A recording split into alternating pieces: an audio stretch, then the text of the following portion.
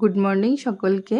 তোমাদের সাথে তো আমি মানালির কিছুই শেয়ার করিনি। তো এটা ছিল আমাদের মানালিতে ফার্স্ট ডে, আর এটা মানালির হোটেল ছিল।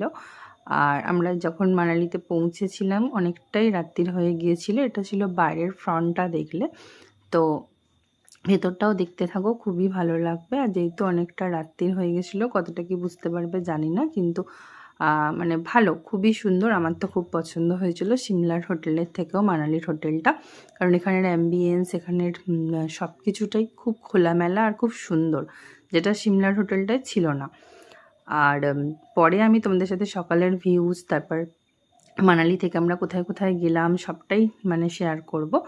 আর সেদিন যেহেতু অনেকটাই রাত হয়ে গেছিলো, তো আমাদের দোতলায় পড়েছিল রুম, কারণ একতলাটা মোটামুটি সবার নিয়ে নিয়েছিল, সবাই চলে গিয়েছিল যে যার রুমে। কিন্তু আমাদের যে এই রুমটা দেখছো এটা ভালোই, এর পাশের রুমটা আমরা নিয়েছিলাম, কারণ এটাতে ডাবল বেড ছিল না বলে।